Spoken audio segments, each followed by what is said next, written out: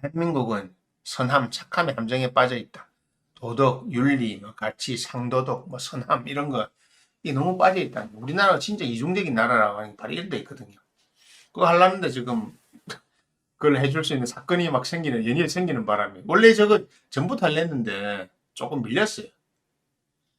원래는 지난주에 하려는데 지난주에 막 조용필 거도 해야 되고 해가지고 조용필 거 다루다가 몇 차례 더 다뤄야 될 것 같아서 넘어왔는데, 자, 우리나라가 진짜 웃긴 게 있습니다. 착함, 도덕, 윤리에 너무 빠져있는 나라예요. 매몰되어 있다고 제가 표현합니다. 자, 사람을 뽑을 때 인격과 능력이 있습니다. 근데 우리는 능력만 좋으면 되는 분야에다가 인격까지 팔래요. 특히 웃긴 거죠. 연예인을 공인이라 하잖아요. 공인은 공이란 뜻은 많이 알려졌다는 뜻이 아니고 인정받은 뜻, 무슨 인정? 공인, 공적인 일, 사적인 일 뭡니까? 회사에서 공적인 일과 사적인 일은 뭡니까? 회사 안에서 규율에 맞게끔 조직에 맞게끔 일하는 업무가 공적인 업무고, 거기서 와가지고 지 혼자 나서 그 회사 업무 시간에 와가지고 카톡을 한다든지 개인적인 통화를 한다든지 하면 안 돼요, 원래. 그래서 규제를 하는 거고, 점심시간에 해라. 물론 잠시 카톡 들어오면 뭐 급한 거 할 수 있지만 그걸 가지고 업무 시간에 5분 10분씩 하면 안 된다고요. 5분 10분 카톡 하고 있으면 안 된다고요. 그거 하려면 그 카톡한 시간만 월급 빼야지. 나중에 AI가 활성화되면 그런 거 체크 다 할 겁니다. 실제로. 저는 그 이야기 하거든요. 회사 와가지고 공적인 시간에 사적인 업무를 본다. 좋아. 뭐 그냥 카톡 들어오면 할 수 있는 사지만 여자친구가 계속 이야기하고 있다든지 뭐 불필요한 통화를 계속 나가서 한다든지, 알고 보면 업무 상관없는 통화를 하러 나가는데 담배를 자주 피운다든지 화장실 자주 간다든지 AI 체크 다 해가지고 까라고. 사적인 거 있으면 그만 까면 되잖아요. 공적인 공간에는 공적인 일만 해라고. 그게 공인이라는 의미입니다. 연예인이 왜 공인입니까? 연예인은 연예계라고 하는 직업을 선택해서 여러분들에게 그 즐거움을 주고 그에 대한 대가를 여러분이 받아가는 것 뿐이에요. 많이 알려졌다고 공인이 아니라고요. 저는 옛날부터 말합니다. 연예인이 왜 공인이야? 연예인은 그 연예인이지. 공인이라고 하는 공적인 일을 하는 사람. 그러니까 공적인 일이라는 것은 우리는 민주주의 사회죠. 정치하는 사람, 정치 행정하는 사람, 자본주의 사회죠. 그러니까 대자본을 거두는 사람. 그리고 저는 어지간하면 기업이 이익을 추구하고 범죄 행위만 안 하면 저는 다 된다고 허용하는 사람입니다. 마음을 허락하는 사람입니다. 대놓고 분식 행위를 한다든지 범죄 행위를 해서 법을 어기는 건 잘못된 거죠. 법치주의 국가에서 그걸 하면 안 되죠. 그 외에는 해도 된다고 생각하는 사람이고요. 그래서 뭐 최태원 회장이 뭐 마누라를 버리고 새 만나면 그거하고 뭐 SK하고 뭔 상관 있습니까? 개인 의사지. 마누라가 싫으면 안 만나면 되는 거지. 그래서 만나서 헤어진 이혼한다 하잖아요. 그래. 돈 나누는 거는 좀 다른 복잡한 문제니까 그건 투쟁하겠다고. 기업 총수가 마음에 안 들면 그 정도 자유도 없습니까? 쎄빠지게 돈 벌었는데 내가 이 돈을 전 남편에게 전 마누라에게 있어 내가 내가 지금 마누라에게 있어 내 마음이지. 그거 하려고 돈 버린 건데 내가 편하게 마음대로 살려고 돈 버린 건데 그만큼 노력한 건데 공적인 일이라 그런 겁니다. 그런데 이 공적인 일은 맞아요. 그래. 공적인 어느 정도 도덕성이나 뭐가 필요해요. 그런데 이게 너무 과하다고, 우리나라 착함에 너무 과하다고요. 착함, 온정주의 이런 것 때문에 진짜 뭐 사람들이 다 착하게 지내려고요. 어지간하면 듣고 넘어가려고. 국가 지도자를 뽑는데 제가 싫어하는 대통령 중에 한 명이 있어요. 문재인. 왜 싫어하냐면 정치적 노선이 만나 싫은 거예요. 제가 항상 하는 이야기지만 문통은 대통령 능력이 안 되는 사람입니다. 물론 지금도 하지만 아직 대통령 능력을 가진 사람이 별로 없지만, 왜냐하면 너무 착한 데 빠져 있어가지고. 착해야 된다. 올바라야 된다. 알겠어요. 거기에 매몰되어 버리고 거기에 빠져 있다 보니까 시야가 좁고 뭘 하는 게, 물론 잘한 것도 있지만 공과가 분명히 있습니다. 사람은 다 잘하는 게 있고 못하는 게 있어요. 근데 과가 너무 심했던 거라고. 죄송합니다. 심했던 부분들이 몇 분야가 있다고. 저는 이 착함의 문제가 우리나라에서 지금 제일 큰 문제라고 생각하는 겁니다. 왜? 인간은 착한 존재가 아니에요, 대부분. 착함과 악함을 다 가지고 있는데, 그 착함과 악함을 다 가지고 있지만, 그 중에서 우리가 사회적 약속을 하는 거잖아요. 선함을 좀 서로 베풀자, 서로 좀 선하게 살자, 서로 좀 다독거리면서 살자, 서로 좀 잘 살자라고 하는 것이 바로 인간이 가지고 있는 보편타당한 그리고 보편적인 어떤 사회적 약속이잖아요. 왜냐하면 자기 능력대로 하면 사실 악함이 될 수 있잖아요. 자, 보세요. 힘센 사람이 내가 남의 거를 내 힘으로 제압하고 가져오면 지금 세상에 뭐라고 합니까? 잘못된 거죠. 비도덕적 행위를 하죠. 그럼 어떻게 공정하게 링 위에서 해라. 공정하게 어떤 뭘 위해서 하자. 이렇게 하잖아요. 근데 결국은 뭐냐면 능력 있는 사람이 가져오면 똑같아요. 공정하게 하나 공정하게 뭐 옛날 좀 약육 방식으로 하나 결국은 능력 있는 사람 가져와요. 체격 쏘고 힘 좋은 아들이 스포츠 가가지고 거기서 우승하고 거기서 다 돈을 다 벌어가잖아요. 체력이 안 되고 바디가 컨디션이 안 되는 아들은 거기서 탈락하고 나고 하잖아요. 좌절해서 자살하는 사람도 있고 어목도 마찬가지예요. 결국은 능력주의예요. 능력주의로 돌아가는 거고 능력에서 가는 겁니다. 그런데 사람들은 거기에다 너무 착한 도덕심을 원하는 거죠. 내가 저 여자는 나는 몸값이하고 아이고 뭐, 몸매도 좋고 매력 있네. 아이고 한 번씩 그래 저런 몸도 괜찮지. 그 솔직한 심정일 거 아니에요. 그래서 몇 번 잤는데 뭐 실수를 했겠죠. 뭐 일단 지가 실수한 거는 피임을 자가 안 한 거. 일단 제일 큰 실수. 근데 뭐 지가 안 했는지 뭐 서로 합의 안 했는지 그건 잘 모르겠지만 보통 그럴 때 남자 두 개거든요. 술 먹고 얼떨결에 술이 막대가 얼떨결에 했을 때 피임을 할지 모르고 뭐 그냥 에이 모르고 술 끼면 했을 때. 그리고 여기 중요한 건 뭐냐면 여자가 단도리를 해야 되는데 그건 못하는 거죠. 자, 이런 게 뭐냐면 이런 데서도 우리는 도덕적으로 지금 책임의 문제가 나오잖아요. 자, 내가 그냥 난 쟤하고 원나잇 즐기려고 만난 거야. 그냥. 근데 난 같이 살 생각은 없어. 근데 왜 애가 생겼다고 해서 뭐 부산물이 하나 생겼다고 해서 내가 왜 착한 사람이 돼야 돼? 명확한 거죠. 내가 벌어들인 재산인데 이걸 왜 나한테 필요 없어. 나는 줘. 니는 니한테는 주기 싫어. 애 엄마한테는 주기 싫어. 뭐 니하고 내하고 뭐 좋아서 만난 것도 아니고. 난 니한테 할 말도 많지만 막 내가 막 참는다. 막. 자식한테 줄게. 영비 줄게. 법적으로. 그래서 그런 겁니다. 아, 도덕성에서 이제 좀 자유로워진 사람이 생기구나.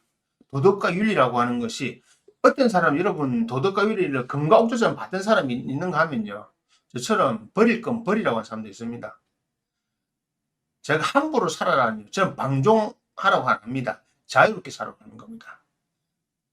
방종과 자유의 차이점은 뭐냐면 그 사람이 생각이 정확하냐, 올바르냐, 아니냐가 그 차이인데 그 방종은 하지 말아가지고 자유롭게 살아라 하는 거죠. 그 도덕과 윤리에서 벗어나는 가장 큰 행위는 뭐냐면 바로 여러분들이 마음에 자유로움을 가지는 겁니다. 자꾸 선한 사람 돼야 된다, 착한 사람 된다, 그 빠지지 말라고요. 그냥 좀 자유롭게 살아라고. 당신의 인생을 좀 자유롭게 바라보고 당신의 인생을 자유롭게 생각하고 당신의 인생에서 자유를 주라고요. 자꾸 스스로 자자 그럴 유자 스스로 당신이 왜 그렇게 살아야 되는지 명확하게 스스로에게 질문을 던지고 스스로가 그 길을 걸어가라고요. 끊임없이 자신에게 철학적인 질문을 던지고 끊임없이 자신의 삶을 지켜보고 끊임없이 자신의 생활 그리고 삶의 흔적들을 계속 지켜보고 만들어 나가면서 거기서 좀 자신 있게 편안하게 확고하게 명확하게 살아나가라고요. 그게 바로 제가 늘 이야기하는 자유롭게 좀 살아라고 하는 겁니다. 목이 말라서 달달한 것 좀 마실게요. 요즘에 약간 사담인데 원래 야구르트 이걸 안 마셨거든요. 근데 어느 날 이만한 작은 한국 야구르트 있잖아요. 그 감질나서 안 마시는데 요즘 몰랐는데 큰 거 팔더라고. 1.5리터 이런 거. 그거 벌컥벌컥 마시니까 한 번씩 맛있었어. 사는 샀습니다.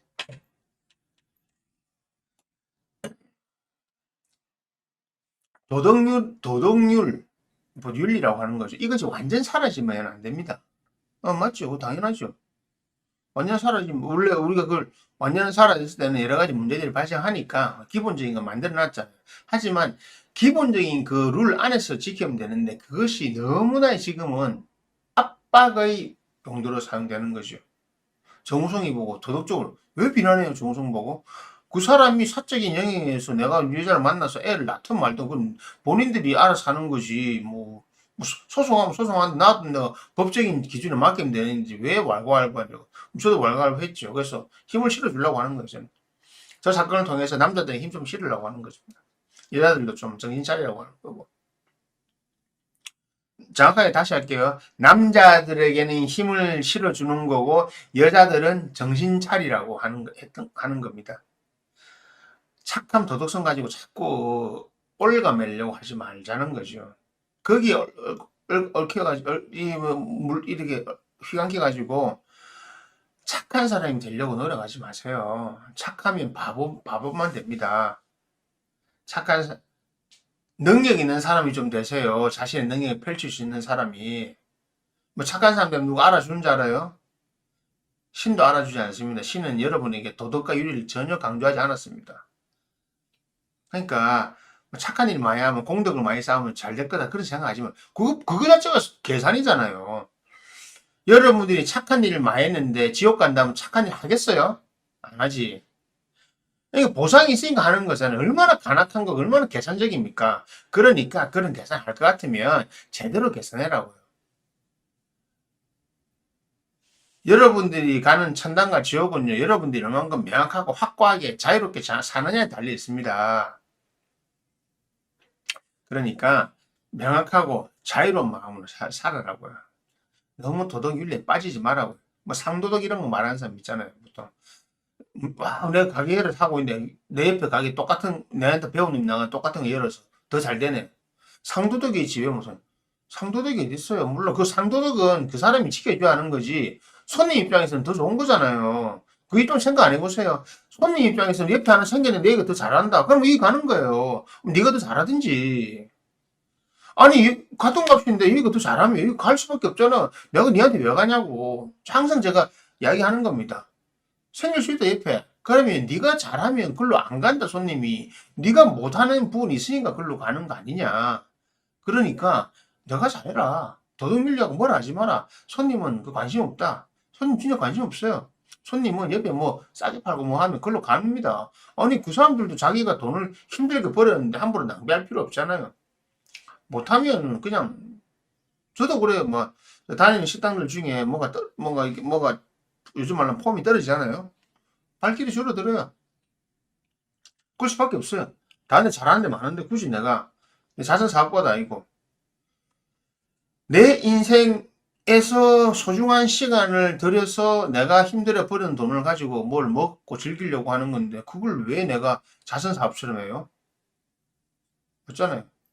식당은 자선 사업이 아니잖아요. 치열한 경쟁대 삶의 경쟁대입니다. 여러분도 그렇게 생각하세요. 여러분들 삶에 있어서도 내 삶의 흔적이 내 삶의 모양이라고 하는 것은 치열한 경쟁의 흔적입니다. 그 치열한 경쟁의 흔적 속에서 어느 정도 지켜야 될 것은 도덕의 윤리지만 거기에 함몰돼 가지고 도덕적으로 완벽하고 도덕적으로 멋진 사람 되려고 하지 마세요. 이거 트럼프를 좋아하고 일론 머스크 좋아하는 이유도 바로 그겁니다. 저는 그 트럼프가 대통령이 돼야 된다고 말했던 거죠. 바로 그거고. 제가 다른 채널에서 말했지만 저는 항상 트럼프가 된다고 트럼프가 안 된다고 한 적이 하나 없었는데 몇 달 동안 무조건 트럼프 된다고 트럼프가 돼야 된다고 말했고 돼 있잖아요. 또 멋지더라고 보니까 일론 머스크하고 할 일 잘하고 있잖아요. 요번에 지금 멋져요. 불법 이민자 날리겠다. 맞아요. 뭐 도덕적으로 문제 없다고. 도덕적으로 뭐 그러면 누구 애는 여기 미국 국적이 여기 남고 누구 나가라. 안 그럼 같이 나가라. 트럼프가 이번에 일 빨리 잘할 겁니다. 그리고 저 일론 머스크한테 일 맡긴 거 보세요. 정부위원회 잘라내야 돼. 우리도 마찬가지잖아요. 우리도 해보면 우리 업무 하나 서로 짜고 행정 업무 해보면 진짜 불필요한 거 많아요. 시간 낭비하는 거 많고. 우리 철밥통. 능력 있는 사람은 능력 있게 대우하고 없는 사람은 없게 해야지. 이게 도덕윤리가 왜 필요합니까? 최소한의 도덕윤리. 미국이면 미국이 잘 되는 도덕윤리법으로 하면 됩니다. 합법적으로 들어오라고요. 불법은 나가라고요. 그게 뭐 틀린 말입니까? 인권이 그 왜 필요하냐고. 불법을 저지르는 인권이 왜 필요하냐고요. 인권은 합법적인 데만 사용해야 되는 겁니다. 불법적으로 인권을 하다 보니까 망한 나라 한두 개입니까? 프랑스, 독일 뭐 쭉쭉 대볼까요? 스웨덴 망했니 뭐 왜 망합니까?